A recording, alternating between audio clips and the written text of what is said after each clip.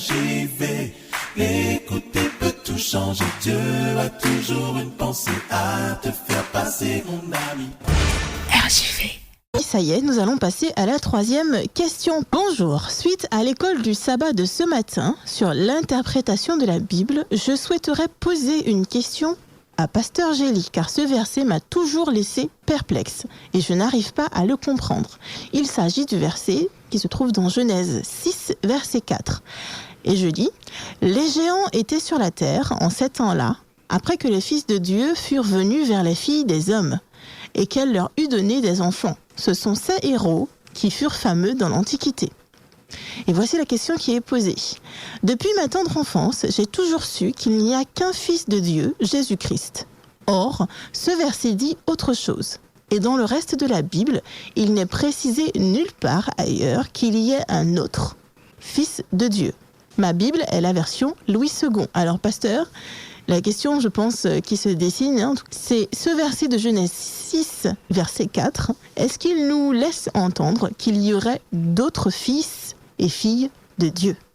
Alors, on va essayer de comprendre ce verset en faisant ce que nous avons dit pour la première question, c'est-à-dire toujours essayer d'analyser un verset de la Bible dans son contexte. De quoi parle-t-on? Quel était le thème qui a amené ce verset? J'essaye de résumer. Adam et Ève, deux fils, Caïn et Abel. Caïn va tuer Abel. Adam et Ève auront un autre fils qui s'appelle Seth, qui est dans la même orientation qu'Abel. Et Caïn reste dans son orientation de violence, de meurtre, de transgression de la parole de Dieu.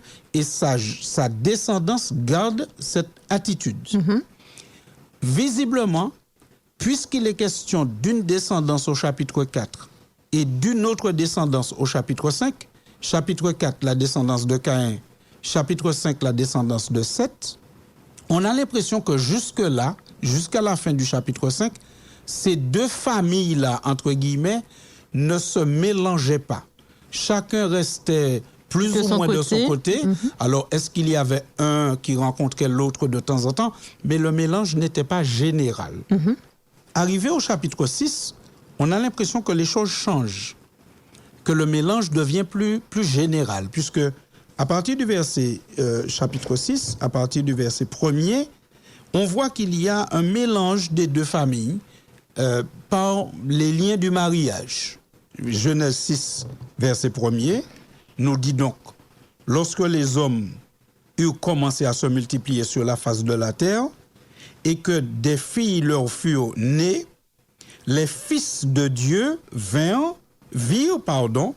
que les filles des hommes étaient belles et ils en prirent pour femmes parmi toutes celles qu'ils choisirent.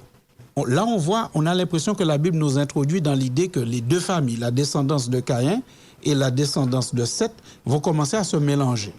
Alors, pourquoi est-ce qu'on dit fils de Dieu et fille des hommes? Est-ce que fils de Dieu, comme disait la personne qui nous a posé la question, est-ce que fils de Dieu, ça veut dire que ce sont des gens qui sont sortis du ciel? Ça voudrait dire que Jésus a des frères et sœurs. Voilà.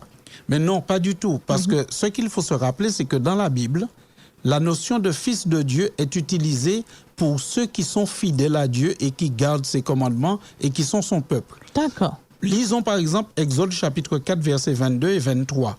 Regardons comment est-ce que Dieu présente Israël à Pharaon. Exode, chapitre 4, versets 22 et 23. Tu diras à Pharaon, ainsi parle l'Éternel, Israël est mon fils, mon premier-né. Je te dis, laisse aller mon fils pour qu'il me serve. Si tu refuses de le laisser aller, voici, je ferai périr ton fils, ton premier-né. On voit ici que Dieu utilise la même expression. Son fils, le fils de Dieu. Israël est le fils de Dieu. Pourquoi Israël est le fils de Dieu? Parce que c'est le peuple choisi par Dieu pour porter ses oracles, recevoir ses oracles et les faire connaître au monde. Jésus va venir confirmer cette idée dans Jean chapitre 1er, verset 12. On va avoir la très forte impression en lisant ce verset que tous les hommes ne sont pas appelés enfants de Dieu. Jean 1er, verset 12, « Mais à tous ceux qui l'ont reçu, à ceux qui croient en son nom, elle a donné le pouvoir de devenir enfants de Dieu, lesquels sont nés, non du sang, ni de la volonté de la chair, ni de la volonté de l'homme, mais de Dieu. » On voit ici que le texte biblique introduit la notion d'enfant de Dieu comme étant non pas tous les hommes qui naissent sur la terre, mais comme étant ceux qui naissent de l'esprit. Et Jésus va développer ça plus tard dans Jean chapitre 3 avec Nicodème, quand il va lui parler de la nouvelle naissance. Donc l'interprétation que nous faisons de Genèse 6, quand il est question des fils de Dieu qui se marient avec les filles des hommes, ce ne sont pas des personnages venus du ciel ou d'une autre planète, ce sont les descendants de Seth qui sont considérés ici comme fils de Dieu, et les descendants de Caïn qui sont considérés ici comme fils des hommes. Comme filles des hommes, d'accord? Et les deux vont se mélanger. Et ce mélange, ces mariages, ces alliances vont produire quelque chose d'absolument tragique, puisque les fils de Dieu, les descendants de Seth, ceux qui étaient dans la lignée d'Abel, vont se laisser corrompre. Et c'est ainsi qu'au chapitre 6, nous retrouvons cette idée lorsqu'il nous est dit que, au verset 5, à partir du moment où il y a eu ce mélange, le verset 5 intervient et la Bible dit que la méchanceté se répand. Sur la terre. Voilà, la méchanceté se répand parce que, vu qu'il y a ces alliances, il y a une corruption du bien par le mal. Exactement. Ouais. Et cette technique, elle est utilisée dans la Bible à d'autres occasions. On la connaît. Vous vous rappelez certainement d'un homme fameux dans l'Ancien Testament qui s'appelait Balaam. Balaam avait été mandaté par un roi qui n'aimait pas Israël, qui avait peur d'Israël et qui avait demandé à Balaam, écoute, est-ce que tu peux maudire ce peuple? Et si tu le maudis, ainsi je pourrais le vaincre. Mais Balaam lui avait expliqué, écoute Balak, je ne peux pas maudire ce que Dieu a béni. Mais Balaam va lui donner une idée. Oui. Cette idée, on peut la lire. Oui, on peut la lire dans le livre des Nombres, au chapitre 31. Nombre 31, verset 16. Voici, ce sont elles qui, sur la parole de Balaam, ont entraîné les enfants d'Israël à l'infidélité envers l'Éternel dans l'affaire de Péor. Et alors éclata la plaie dans l'assemblée de l'Éternel. Dans ce chapitre 31, on parle de femmes. Et Dieu dit, ces femmes-là, vous ne pouvez pas les garder à côté de vous. Parce que ce sont elles qui ont entraîné les enfants d'Israël dans l'infidélité. Donc il y a eu une espèce de rencontre festive, mais qui était aussi sexuelle, entre ces femmes et le peuple d'Israël. Et ça a entraîné une disgrâce sur Israël et il y a eu des plaies. Mais c'est Balaam qui avait donné ce conseil-là à Balak, puisqu'on voit que la Bible dit que c'est sur la parole de Balaam que cela s'est passé. Donc Balaam n'avait pas pu maudire, mais il avait quand même donné un conseil à Balak en lui disant, écoute, la seule manière pour toi de vaincre ces gens-là, c'est de les éloigner de Dieu. De les déconnecter de Dieu. Et c'est ce qui s'est passé dans le livre de la Genèse, c'est-à-dire que tant qu'il y avait ces deux descendances qui grandissaient de manière parallèle, eh bien, Dieu avait son peuple et le mal n'envahissait pas toute la terre. Mais lorsque les deux droites parallèles ont cessé d'être parallèles et ont commencé à se croiser, à se rejoindre, eh bien, la corruption a envahi les enfants de Dieu.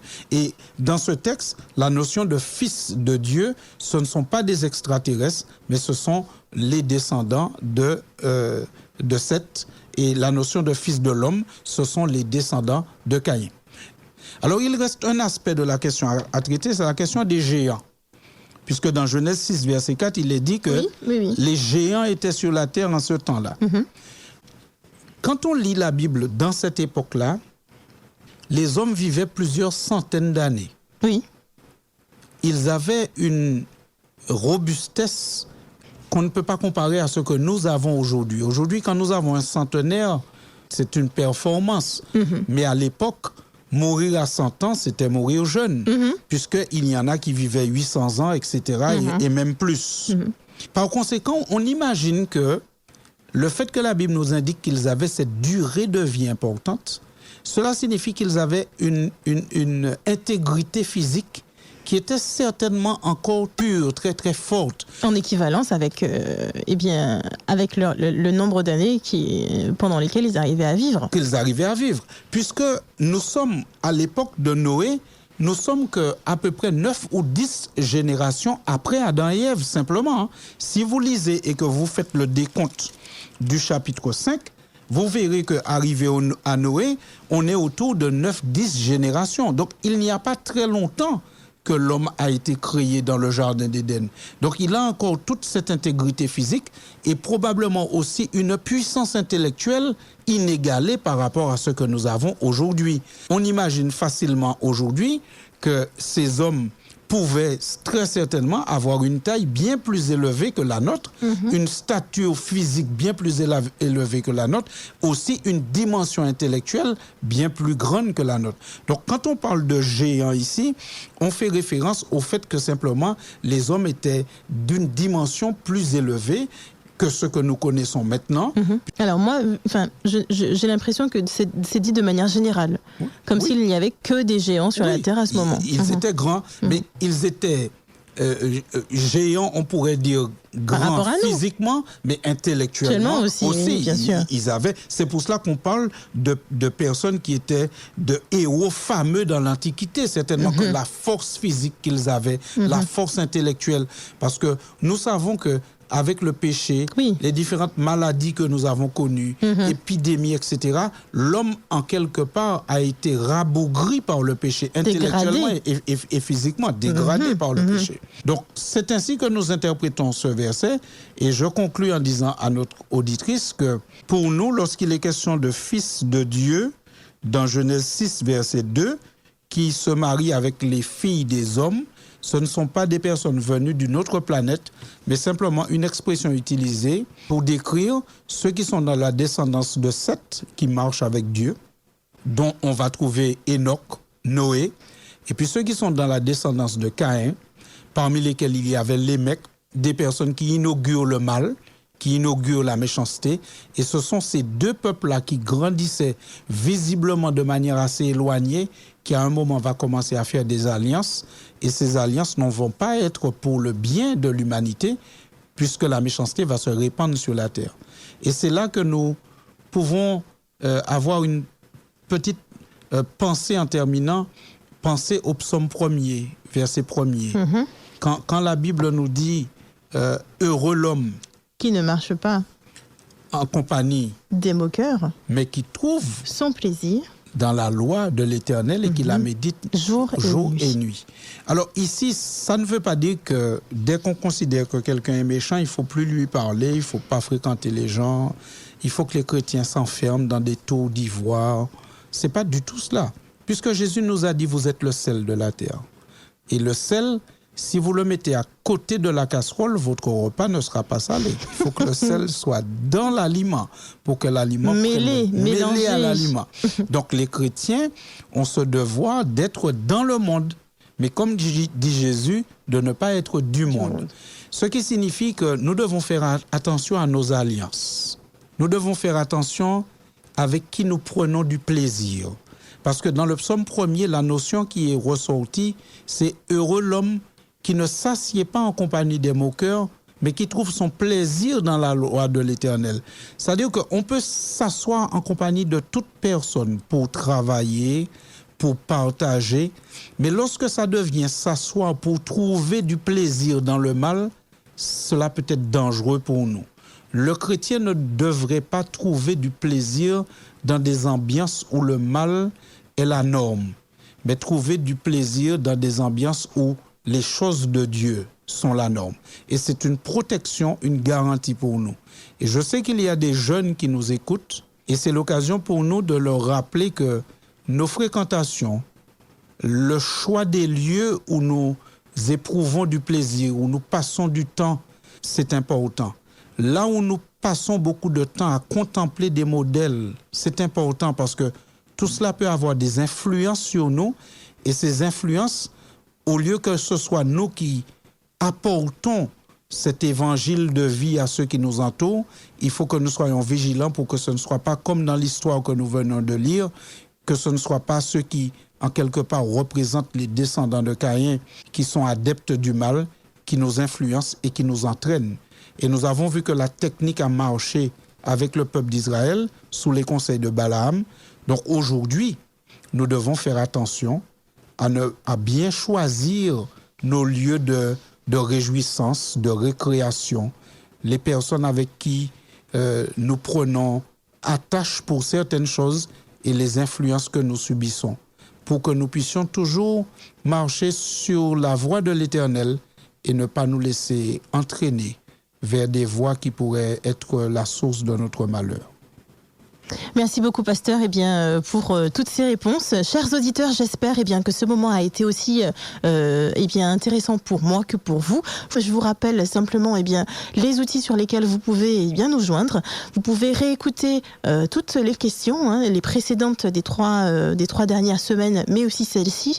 Vous pouvez les écouter sur le site, sur la chaîne YouTube de la radio Joie de Vivre, mais aussi sur l'application de la radio Joie de Vivre. Vous pouvez également poser vos questions au 06 94 23 33 52 ou alors simplement nous faire un petit retour, nous donner vos avis. RJV, l'écouter peut tout changer. Dieu a toujours une pensée à te faire passer, mon ami. RJV.